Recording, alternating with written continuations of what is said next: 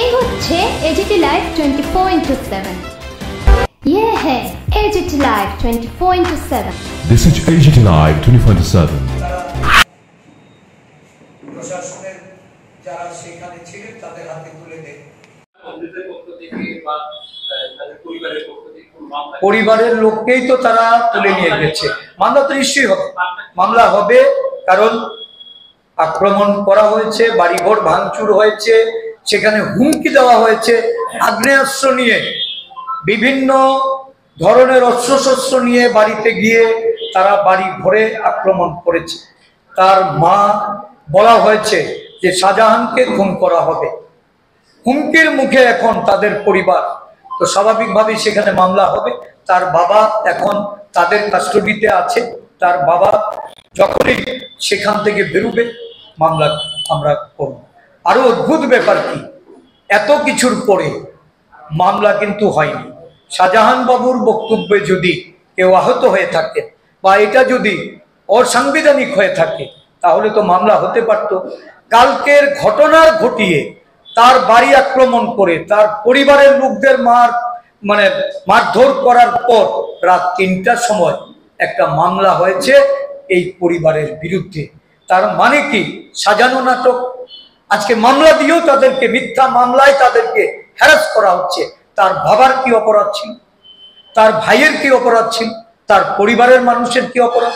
তাদেরকে থানায় তুলে নিয়ে আসা হয়েছে কি কারণে?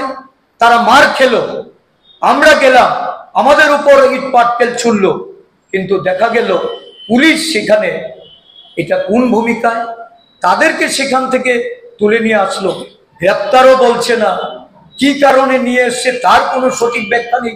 আমাদের উকিল বাবুরা, আমাদের পার্টির যারা লিগ্যাল সেলে আছেন, আমাদের সাধারণ সম্পাদক, উনি আইনজীবী, আমাদের অন্যান্য আইনজীবীরা, তারা আজকে থানা পুলিশ কর্তৃপক্ষের সঙ্গে বারংবার যোগাযোগ করেও তারা কোনো সঠিক কিছু তথ্য পাচ্ছেন না, তাদের কোনো বক্তব্য পাচ্ছেন না। তার মানে এখানে পুলিশের দিক থেকেও একটা, তারা সমস্ত বুঝতে পারছেন হোয়াট ইজ হোয়াট, কেন তাদেরকে সেখান থেকে তুলে নিয়ে আসতে হয়েছে, কার চাপে পড়ে, এটা তার পেছনে কে কলকাঠি নাড়ছেন নিশ্চয়ই আপনারাও উপলব্ধি করতে পারছেন।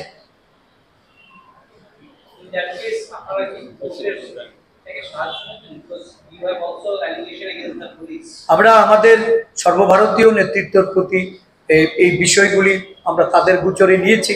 আমরা আশা করছি সর্বভারতীয় ক্ষেত্রে একটা পদক্ষেপ গ্রহণ করা হবে এবং এই বিষয় নিয়ে আমরা এর মধ্যেই আলোচনায় বসি।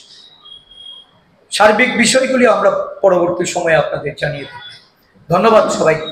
আমরা দেখেছি দীর্ঘ সময় ব্যাপী যে কুরবানি ঈদ, যে ঈদের শুভেচ্ছা বার্তা দেশে রেখেছে, যেমন মুসলমান যারা বিজেপি নেতা তাদের সমালোচনা করা ইত্যাদি বক্তব্য, এটাকে কি কংগ্রেস দল সমর্থন করে? দেখুন, রাজনৈতিকভাবে আমরা দলের প্ল্যাটফর্ম থেকে একটা কথা এটা আমরা পরিষ্কারই বলেছি,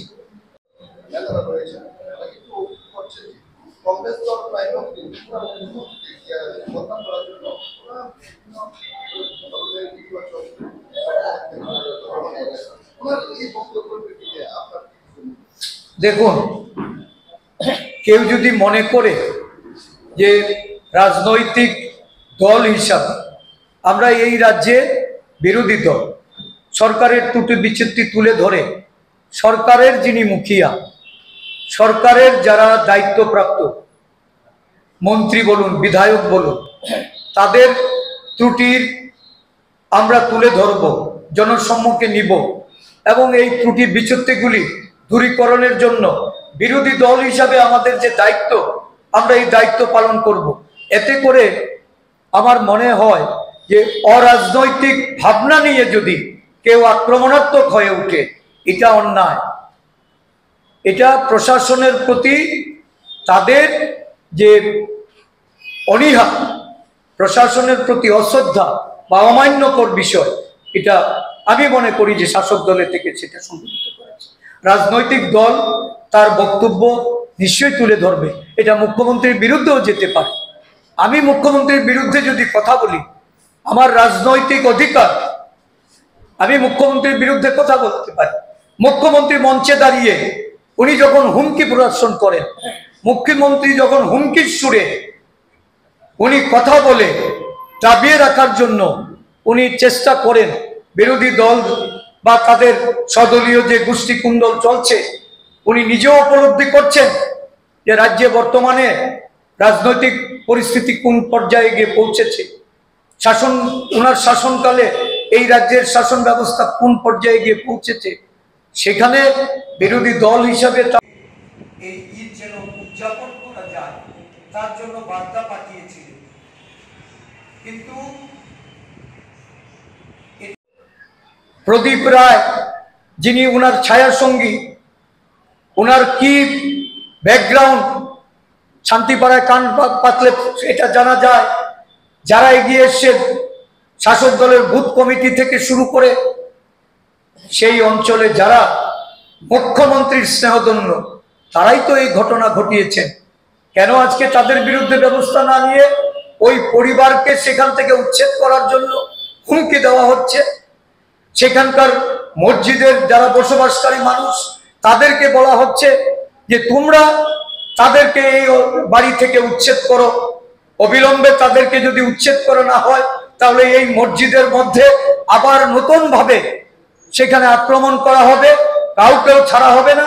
এই ধরনের হুমকি প্রদান করা হচ্ছে। কোথায় আইনের শাসন? কোথায় মানুষ দিয়ে দাঁড়াবে? এই বিরোধী রাজনৈতিক দলগুলি আজকে মুখ্যমন্ত্রীর কাছে আমরা জানতে চাইছি যে মুখ্যমন্ত্রী, আপনার সুশাসনের নমুনা কি এইটাই নেই? রাজ্য জুড়ে এই ধরনের অরাজকতা, এটা কিভাবে বিরোধী দল হিসাবে আমরা বরদাস্ত করতে পারি? আমরা অবিলম্বে পদক্ষেপ চাই। স্বরাষ্ট্র দপ্তরের মন্ত্রী হিসাবে এটা ওনার ব্যর্থতা, ওনার ব্যর্থতার দায়ভার ওনাকে বহন করতে হবে।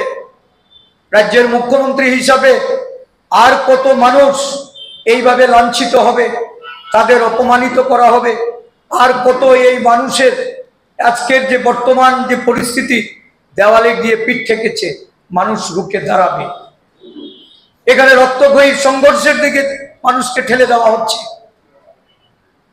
আমরা এর পুরো সম্পূর্ণ ব্যর্থতা সহ এই দায়ভার আমরা মুখ্যমন্ত্রীর উপর ছাড়তে চাইছি। ধন্যবাদ আপনাদের। আমরা সবসময় পরিমার্জিত পরিশীলিত ভাষায় আমাদের নেতৃত্ব কথা বলবে, এটাই আমরা বিশ্বাস করি। কংগ্রেস নেতা তার পাশে গিয়ে দাঁড়াবে, সেখানে নেতাকেও আক্রান্ত হতে হচ্ছে। এটা কোন রাজত্ব? কোন মুখ্যমন্ত্রীর রাজত্বে আমরা আছি? আমরা মুখ্যমন্ত্রীকে ছেড়ে কথা বলবো? মুখ্যমন্ত্রীর ব্যর্থতার দায়ভার মুখ্যমন্ত্রীর উপর বর্তাবে না?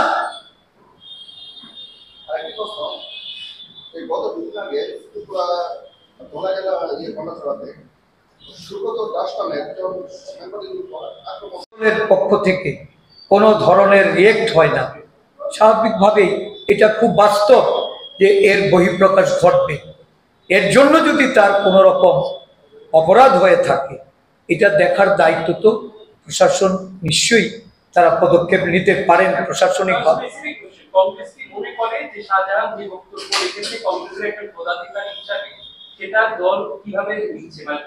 আমি তো বললাম যে এটা তার ব্যক্তিগত মতামত, কিন্তু যদি কোথাও সেখানে ভাষাগত কোনো রকম অসাহচর্য থাকে বা ত্রুটি থাকে, এটার জন্য প্রশাসন প্রশাসনিকভাবে দেখবে। যেহেতু কংগ্রেসের নেতা শাহজাহান, আপনি নিজেই বলছেন তার বক্তব্যে যদি কোনো অসঙ্গতি থাকে বলে আপনি বলেছেন, দলের পক্ষ থেকে কি তাকে কোনো হুঁশিয়ারি বা এই ধরনের বক্তব্য? নিশ্চয়ই আমরা তো সতর্ক করব। আমরা তো চাইবই যে কোনো, আমি তো একবারই বলছি যে কংগ্রেস দল এটা বিশ্বাস করে না। কংগ্রেস দল অশালীন, কুরুচিপূর্ণ হিংসাত্মক কোনো বক্তব্যের পক্ষে কংগ্রেস দল কোনো সময় তার নীতি আদর্শে এটা লাভ করে না। কিন্তু বাস্তবতা হলো মানুষকে ক্ষিপ্ত করা হচ্ছে। মানুষ এই গত 3 দিনের ঘটনাবলিতে তাদের ক্ষোভের বহিঃপ্রকাশ হচ্ছে। শাহজাহানের ক্ষেত্র ক্ষোভের বহিঃপ্রকাশ ঘটেছে বলে আমি ব্যক্তিগতভাবে মনে করি।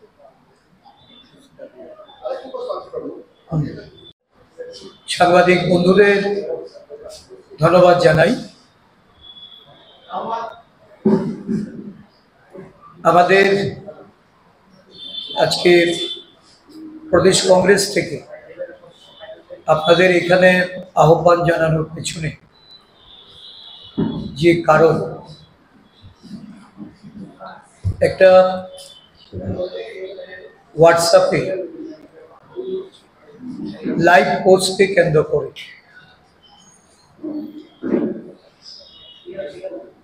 এই গতকাল রাতে আমাদের প্রাক্তন যুব কংগ্রেসের রাজ্য সহ সভাপতি ওনার বাসভবনে একটা আক্রমণ সংগঠিত হয়। শাসক দলের দুর্বৃত্তরা আক্রমণ করে তার বাড়িতে ভাঙচুর করে।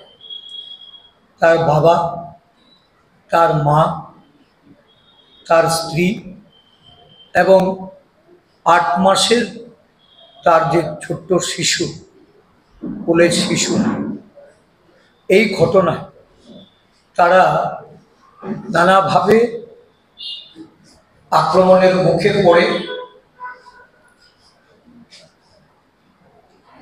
আহত হয়েছেন, লাঞ্ছিত হয়েছেন, শ্লীলতাহানির মতো ঘটনা সেখানে সংঘটিত হয়েছে।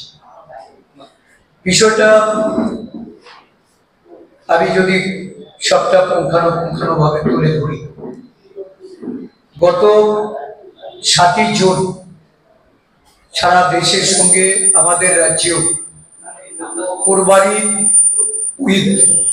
ঈদ উল জোহা এটা পালিত হয় এবং এই ঈদকে কেন্দ্র করে তার আগের দিন 6ই জুন যখন এই সম্প্রদায়ের মানুষ তাদের আচার আচরণ এটাকে প্রতিপালন করার জন্য বাজার থেকে পশু কিনে নিয়ে তারা যাচ্ছিলেন, বিশেষ করে আগরতলা শহরে কয়েকজন এই ধরনের এই ধর্মাবলম্বী মানুষের তাদের পশুগুলিকে রাস্তায় আটক করে একটা ধর্মীয় ঠিকাদারের দল, এবং সেই পশুগুলিকে এনে পশ্চিম থানায় তারা প্রশাসনের যারা সেখানে ছিলেন তাদের হাতে তুলে দেয়। এবং একে কেন্দ্র করে আমরা দেখেছি দীর্ঘ সময় ব্যাপী যে কুরবানি ঈদ, যে ঈদের শুভেচ্ছা বার্তা দেশের প্রধানমন্ত্রী, রাজ্যের মুখ্যমন্ত্রী এবং এই ঈদ উদযাপনে তাদের শুভেচ্ছা জানিয়ে, অভিনন্দন জানিয়ে, সম্প্রীতির সঙ্গে এই ঈদ উদযাপন তার জন্য বার্তা পাঠিয়েছিলেন। কিন্তু এটা সম্পূর্ণ 6 তারিখ থেকে আমরা লক্ষ্য করলাম একটার পর একটা ঘটনা, এবং ঈদ যেদিন 7 তারিখে, এই 7 তারিখে সকালবেলা কুরবানির ক্ষেত্রে বাধা দেওয়া, কুরবানি করা তাদের যে পশুগুলি সেগুলিকে তারা ভূগর্ভস্থ করে দিতে বাধ্য করে, যেখানে কুরবানি হচ্ছে বাড়িতে গিয়ে আক্রমণ করে।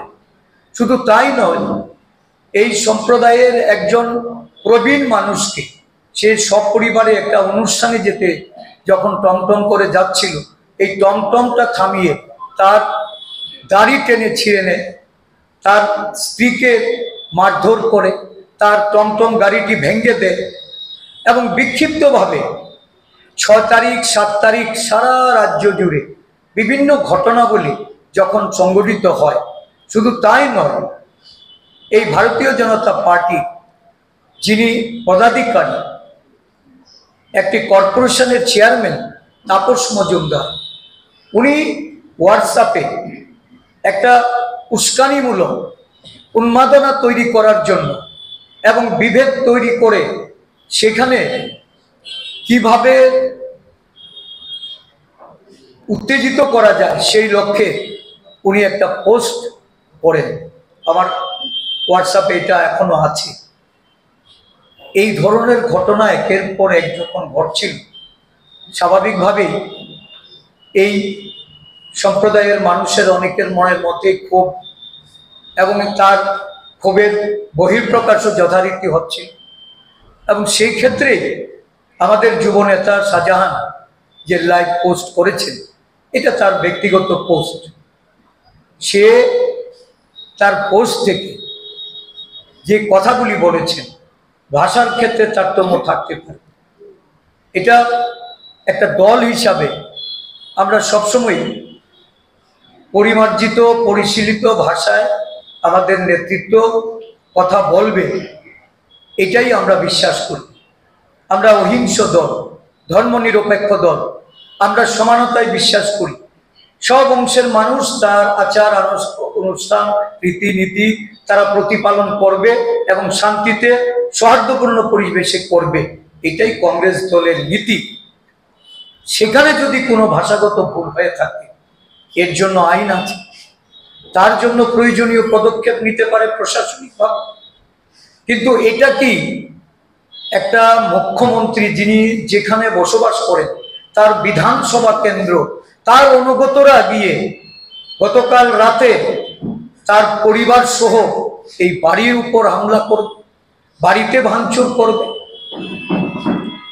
যে মুখ্যমন্ত্রী যিনি তার শপথ গ্রহণ অনুষ্ঠানে বলেছিলেন যে আমার একটা ক্লাব পরিচালনা করার অভিজ্ঞতা আছে, আমি পারবো রাজ্যটাকে প্রশাসনিকভাবে পরিচালনা। মুখ্যমন্ত্রী আপনি পদক্ষেপ গ্রহণ করবেন কিনা? মাননীয় মুখ্যমন্ত্রী এই বিষয়গুলি নিয়ে আপনার নিরাপত্তা নিশ্চয়ই পারবেন। আজকে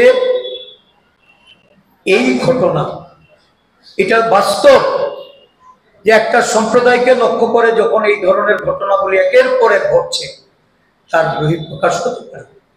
কিন্তু এটা তো এই বহিঃপ্রকাশের পরিপ্রেক্ষিতে এই ধরনের ঘটনা ঘটবে। আর এই ঘটনার পরিপ্রেক্ষিতে যখন আমরা ছুটে গেলাম, সুদীপ রায় বর্মন উনি এই ঘটনার খবর পেয়ে আসলেন, আমাদের যুব কংগ্রেসের সভাপতি ওনার যুবনেতা উনি সেখানে গেলেন। তারপর পুলিশকে সামনে রেখে যে ধরনের ঘটনা সংঘটিত হয়েছে, যেভাবে আমাদের প্রতিও আক্রমণ করার একটা তারা সেখানে উপক্রম সেখানে ঘটেছে।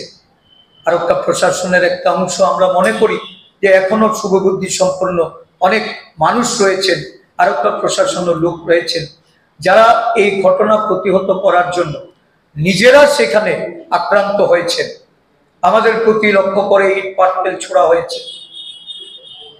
যখন এই ঘটনা ঘটছে, আমি জানতে চাই রাজ্যের মুখ্যমন্ত্রী যিনি সুশাসনের কথা বলেন, যিনি বলেন যে এই রাজ্যে সব অংশের মানুষ নিরাপদ, যে দলের স্লোগান সবকা সাথ সবকা বিশ্বাস সবকা বিকাশ, কোথায় কোথায় আজকে এই দলের এই নীতি?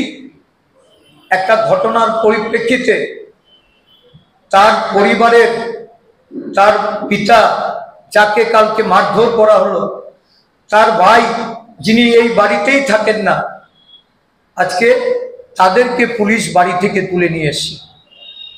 পুলিশ বলতে চাইছেন না যেটা গ্রেফতার করা হয়েছে কি তাদের ডিটেইন করা হয়েছে, কি কারণে ডিটেইন করা হয়েছে।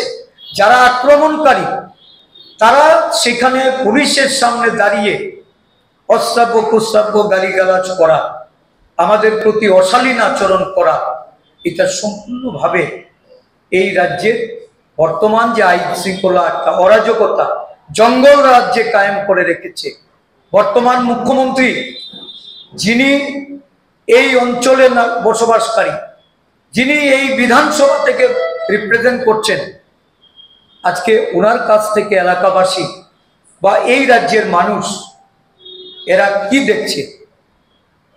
আমার তো বলতে ইচ্ছা করে, উনি যদি সুশাসকই হন, উনি যে সুশাসনের প্রতিশ্রুতি জনগণের সামনে রাখছেন, তাহলে এই জঙ্গলরাজ কায়েম করে সুশাসন উনি এই রাজ্যের মানুষকে দিতে চাইছেন। এতগুলি ঘটনা ঘটলো, এত ন্যাক্কারজনক ঘটনা হলো এই ঈদকে কেন্দ্র করে গত 3 দিনে। না শাহজাহান তার বাড়ির আক্রমণকারীদের, না উদয়পুরের এই ঘটনায়, না আগরতলা শহরে এই পশ্চিম থানার ভেতরে যে ঘটনা সংগঠিত করা হয়েছে তাদের প্রতি কোনো ব্যবস্থা নেওয়া হয়েছে? একজনকেও কি অ্যারেস্ট করা হয়েছে? যারা মার খেলো, যাদের বাড়িঘর ভাঙচুর হলো, আজকে তাদের বাড়ির সদস্যদের তারা পুলিশ তুলে নিয়ে যাচ্ছে। এটা কোন রাজত্বে বাস করছে আমরা? এটা কোন ধরনের সুশাসন? এই রাজ্যে মানুষ অহিংসভাবে যারা আচার আচরণ অনুষ্ঠানে লিপ্ত ছিলেন তাদের প্রতি যে অন্যায় হয়েছে, কেন এই অন্যায়কারীদের বিরুদ্ধে পুলিশ প্রশাসন কোনো ব্যবস্থা নিতে পারে? কোথায় আমাদের সংবিধানে কোরবানি ঈদে এই পশু হত্যাকে এটাকে নিষিদ্ধ করা হয়েছে? আর যদি নিষিদ্ধ হয়ে থাকে তাহলে আইনগতভাবে কেন পদক্ষেপ নেই? আজকে হিন্দুত্বের ঠিকাদার তাদেরকে লেলিয়ে দিয়ে সারা রাজ্য জুড়ে অরাজকতার একটা পরিবেশ নিয়ে আসা হয়েছে। রাজনৈতিক লাভ কিভাবে উত্তেজিত করা যায় সেই লক্ষ্যে উনি একটা পোস্ট করেন। আমার বাজার থেকে পশু কিনে নিয়ে তারা যাচ্ছিলেন, বিশেষ করে আগরতলা শহরে। জঙ্গলরাজ আমি শুরুতেই বলেছি, এই রাজ্যে এটা কোনো একমাত্র ঘটনা নয়। এই রাজ্যে বহু সাংবাদিকরা তারা এই সরকার প্রতিষ্ঠিত হওয়ার পর, আমরা জানি এই সরকার প্রতিষ্ঠার পেছনে তৎকালীন যে পরিস্থিতির যারা সাংবাদিকতার দায়িত্ব পালন করছিলেন তাদের কিন্তু একটা বড় গুরুত্বপূর্ণ ভূমিকা ছিল।